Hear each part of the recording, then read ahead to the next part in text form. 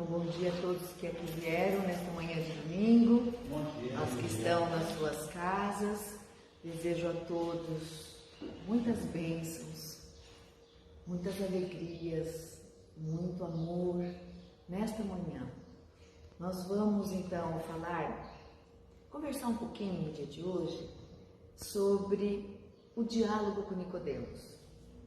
Esta passagem bíblica, ela é considerada a segunda maior passagem de Jesus, de importância no que tange às explicações sobre a reencarnação. Isso que a gente tem trazido, já trouxemos na última palestra nossa, essa lógica da reencarnação que está dentro do Evangelho. Está dentro do Novo Testamento, e nós temos muitas e muitas passagens do Velho Testamento também, que aos poucos nós vamos então trazendo aqui para a gente contextualizar o Espiritismo dentro disso. E essa passagem, esse encontro com Nicodemos de Jesus, ele então ficou muito marcado, porque Jesus então ele chancela nesse diálogo, ele reforça, ele aprova, né? Ele inconteste a reencarnação. Então nós vamos ler um pedacinho do diálogo, o diálogo mesmo, a passagem mesmo, ela é pequena, né? Mas ela é de uma profundidade, que nós temos que parar um pouquinho e pensar nela, né? Começa assim: havia entre os fariseus um homem chamado Nicodemos, entre os fariseus. Quando a gente lê muito o Evangelho, lê muito o Novo Testamento, a gente encontra, né, do começo até desde sempre até o fim, falando sobre os fariseus. E é bom que nós entendamos um pouco quem são os fariseus, quem eram os fariseus, por que eles eram importantes ao tempo de Jesus, né?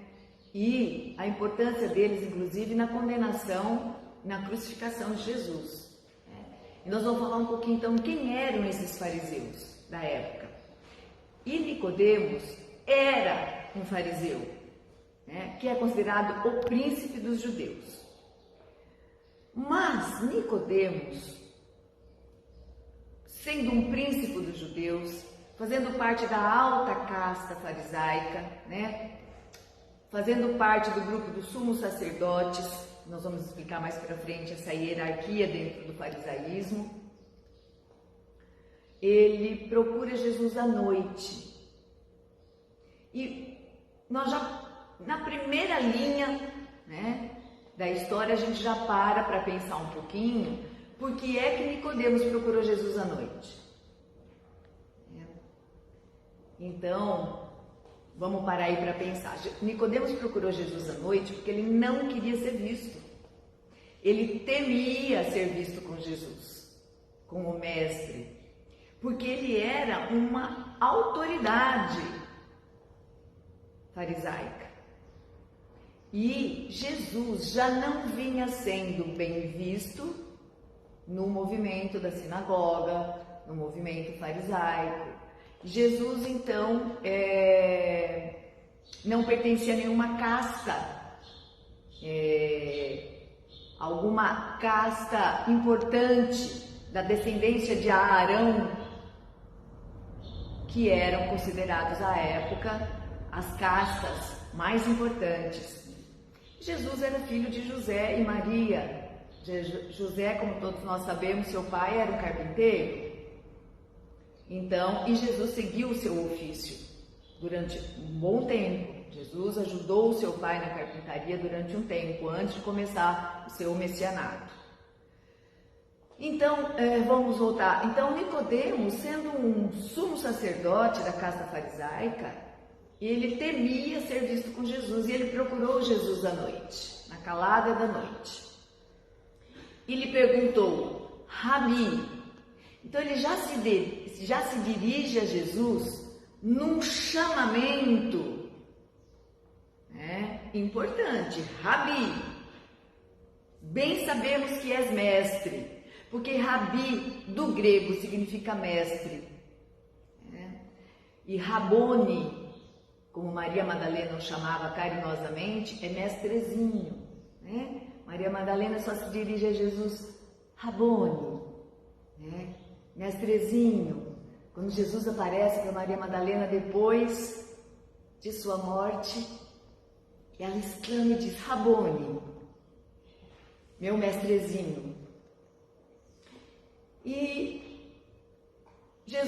Nicodemos disse, Rabi, bem sabemos que és mestre, vindo de Deus. Então, Nicodemos, ele já reconhece em Jesus, tá? Que Jesus é um mestre e que está vindo de Deus. Porque ninguém pode fazer estes sinais que tu fazes. Esses sinais escritos no Evangelho são os milagres, né?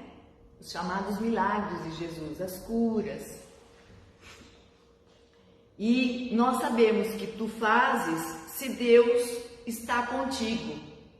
Então, Nicodemos reconhece em Jesus um mestre, reconhece que ele vem de Deus e que se ele faz tudo aquilo, ele está com Deus. Isso é muito importante. Jesus respondeu para Nicodemos, na verdade, eu te digo, Nicodemos, que aquele que não nascer de novo não pode ver o reino de Deus. Esta resposta simples e direta de Jesus chancela aqui. Nós vamos observar a reencarnação. Aquele que não nascer de novo não pode ver o reino de Deus. Mas Nicodemos não entendia bem aquilo, né? Ele disse, mas Senhor, como pode um homem nascer sendo velho? Ele, né? Porque Nicodemos tinha uma idade avançada já quando procurou Jesus. Então ele se dirige a ele mesmo. Como pode um homem nascer de novo sendo velho? Pode porventura tornar a entrar no ventre de sua mãe e nascer? Para Nicodemos, essa afirmativa de Jesus, que Jesus afirma que quem não nascer de novo, né, não pode ver o reino de Deus, era ainda um tanto obscura, obnubilada.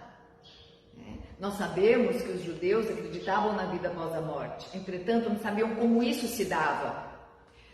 E por não saber como isso se dava, ficava sempre uma nuvem inexplicada, né, pairando entre os judeus. Nós sabemos que os saduceus não acreditavam em absolutamente nada.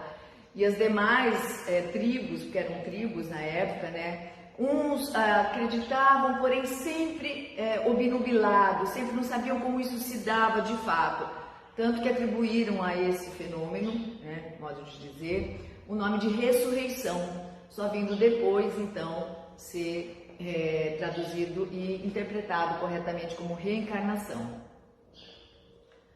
E Jesus responde novamente para Nicodemos, Nicodemos, em verdade eu te digo, que aquele que não nascer da água e do Espírito, não pode entrar no reino de Deus.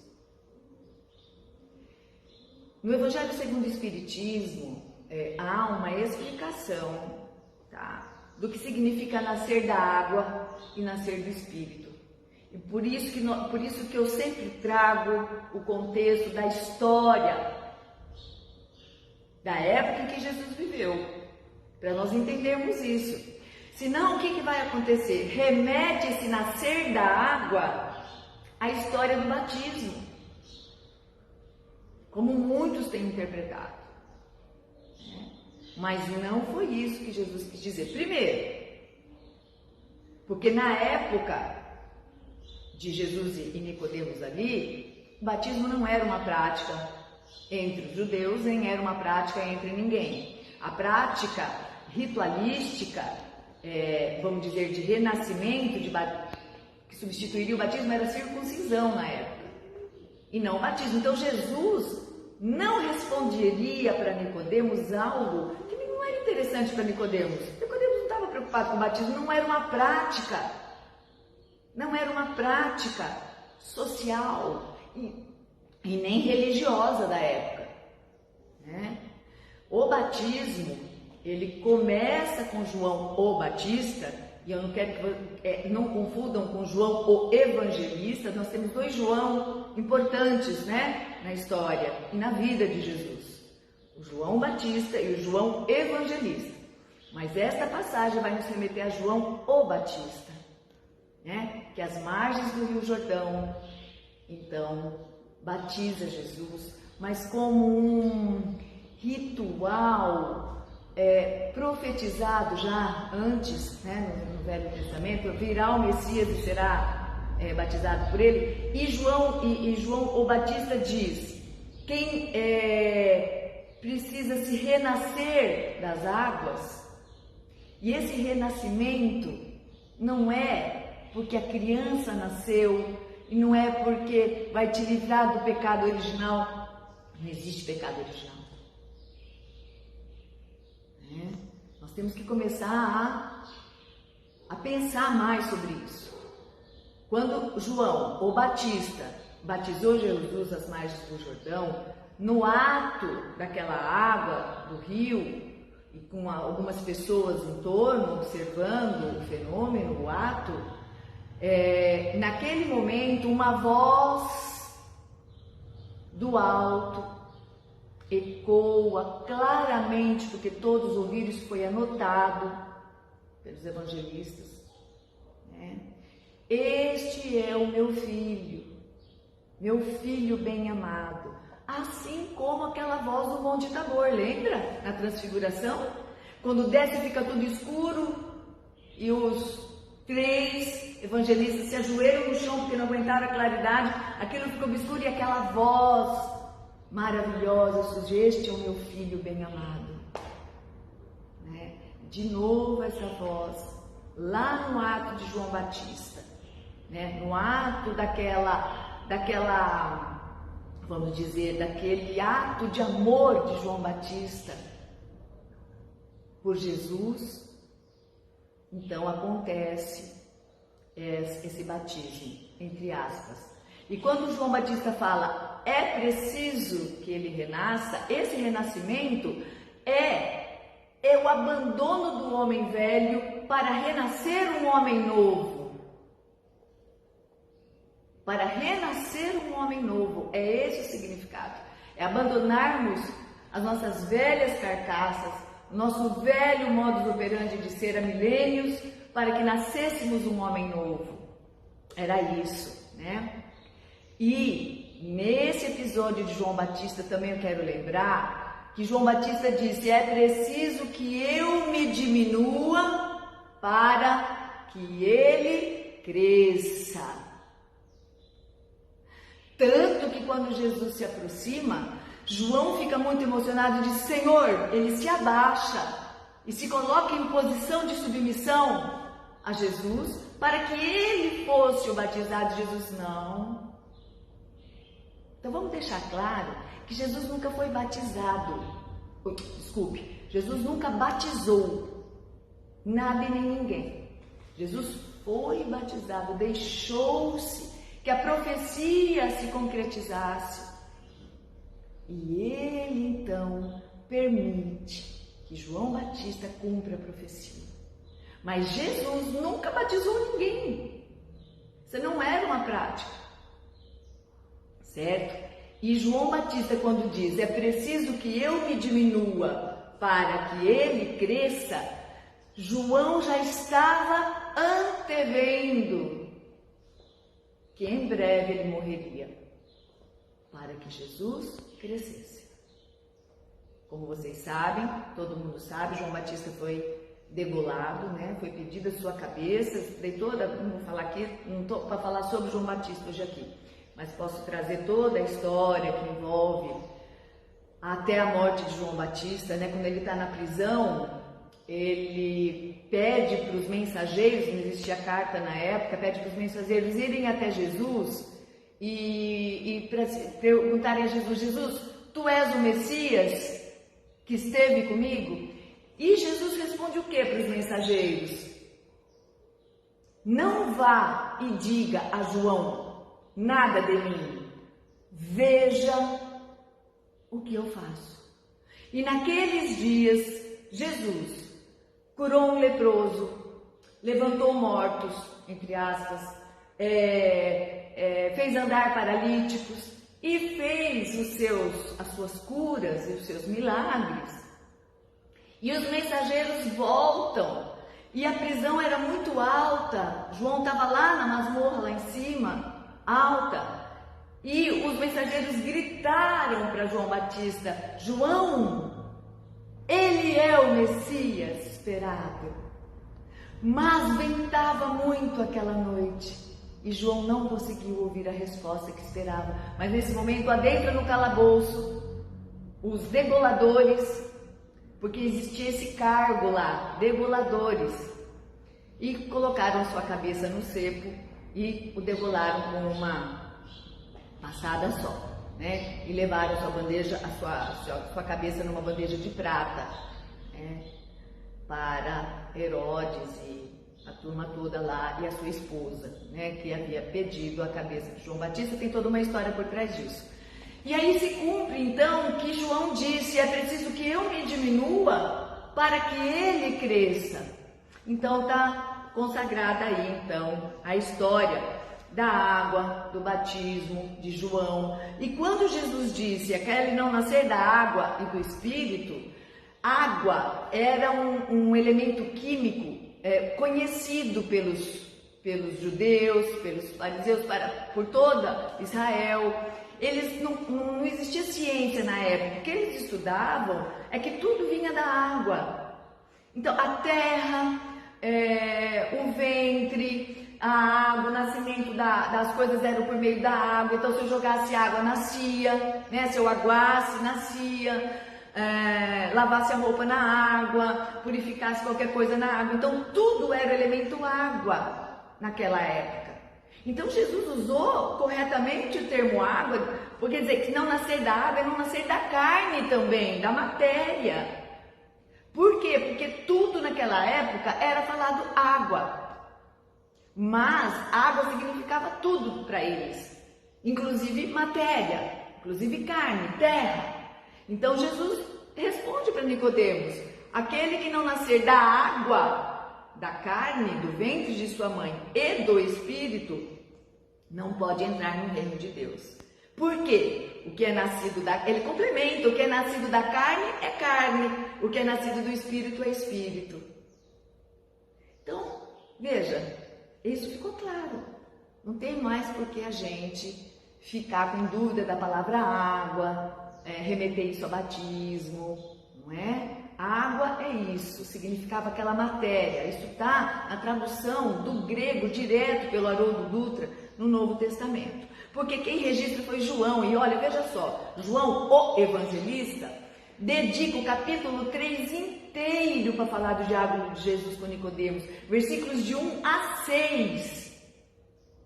Vão lá no Evangelho, no Novo Testamento do Haroldo Dutra, que é traduzido direto do grego.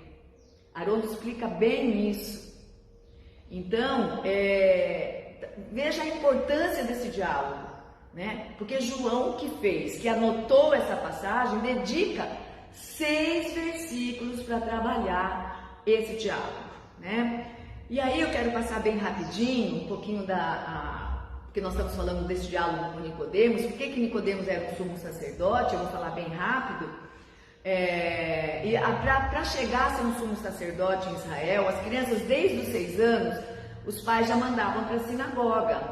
E com 6, 7 anos, até os 10 anos, eles tinham que saber as 5 torás, todas decoradas, decore e salteado, senão não passava de ano lá, né? Então, eles eram os 5 primeiros livros da Bíblia, né? Que é a Torá, as crianças tinham que saber decorado até os 10 anos. E só os jovens mais inteligentes e mais brilhantes chegavam, né, à casa do sumo sacerdote, que era o top da época, né? O clero judaico, como ele era dividido, né? Sumo sacerdote e Nicodemos estava lá, só para a gente saber. Então Nicodemos foi um jovem brilhante, estudioso para ter chego até a casta do sumo sacerdote. Segundo lugar, comandante do templo. Terceiro, chefe de sessão sacerdotal cotidiano. Olha lá como que era a graduação deles. Pois o quinto, vigilantes do templo, sexto era o tesoureiro e o sétimo eram os levitas, o baixo clero, tá? Os levitas quem eram? Aqueles do baixo clero, do baixo escalão, tá? Eram os músicos, os porteiros da época, os que serviam o templo, os que limpavam as sinagogas, esses eram o baixo clero, certo? Então, Nicodemos provavelmente fazia parte desse alto clero, né? E passou por todas essas fases, deve ter sido um jovem brilhante para ter chegado. Aliás, lembrem-se, não era qualquer criança, todas as crianças iam para a sinagoga, nem todas.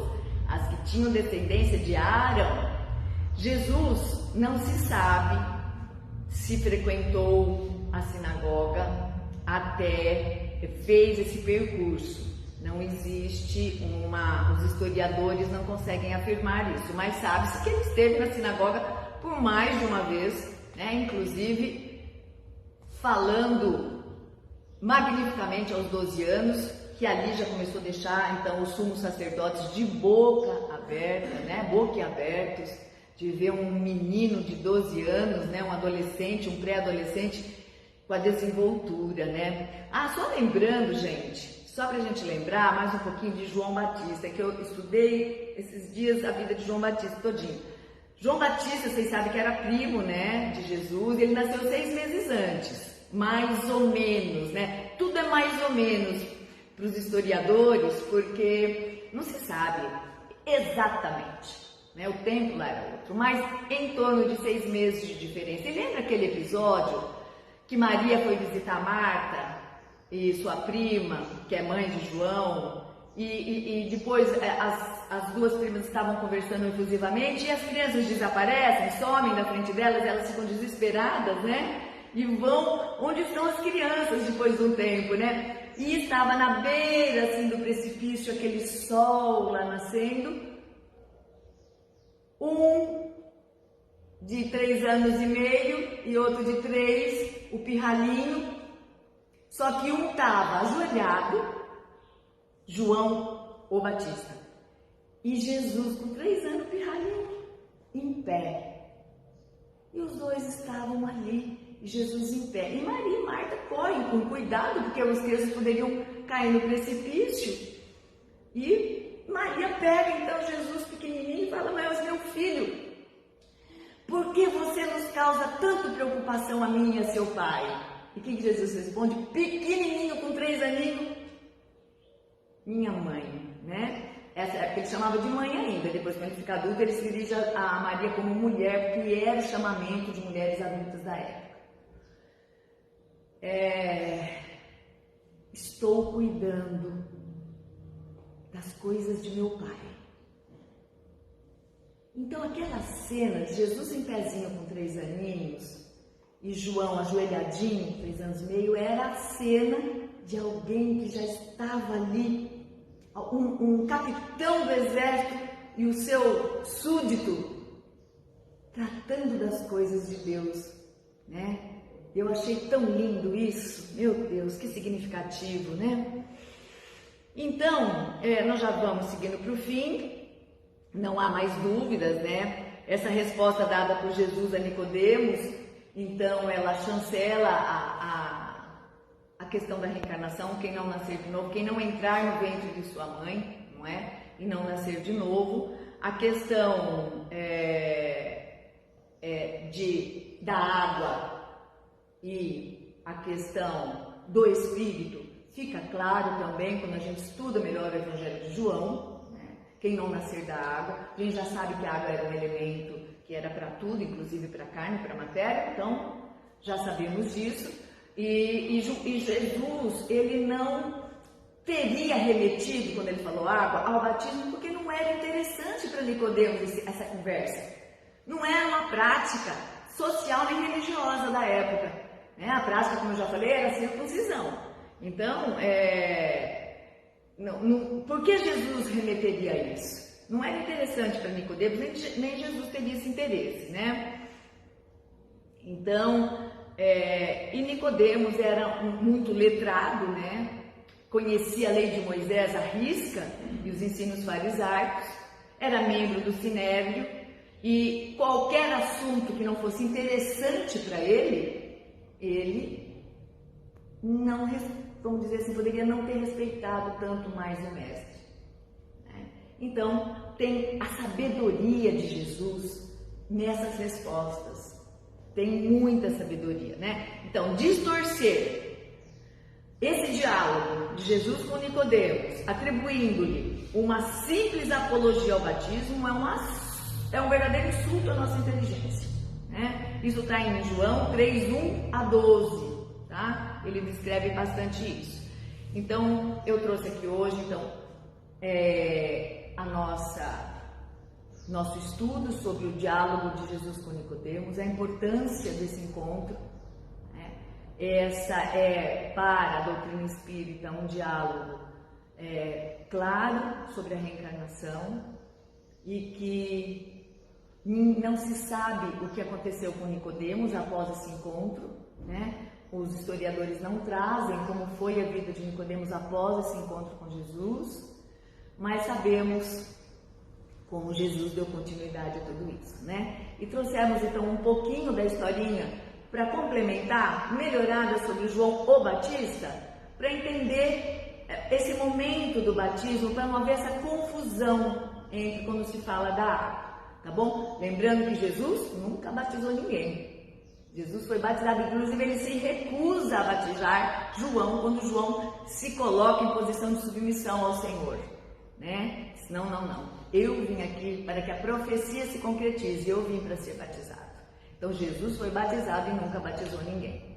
Então fica assim de coração para vocês todos que ouviram e a gente pensar nesse diálogo, estudar o Evangelho de Jesus à luz da doutrina espírita, porque entendendo como isso se deu, o Espiritismo, que é o consolador prometido por Jesus, começa a fazer mais sentido, ter mais significado para as nossas vidas, a ponto de nos fortalecer para a nossa reforma íntima, para a nossa transformação moral para melhor, sobretudo para nós sermos batizados por essas águas consoladoras do Consolador, fazendo com que renasça um homem novo a partir do contato com essa doutrina de amor e que abandonemos esse homem velho que ainda trazemos cansado dentro de nós. Fiquem com Deus, tenham um excelente domingo e muitas bênçãos a todos. Vamos agradecer porque conseguimos levantar hoje da nossa cama, estarmos aqui, elevarmos nosso pensamento em gratidão ao Senhor da vida, porque pudemos respirar sem ajuda, porque temos esse oxigênio que mantém a vida no planeta Terra, porque tivemos a honra de estar aqui hoje com vocês, servindo a Jesus. Muito obrigada.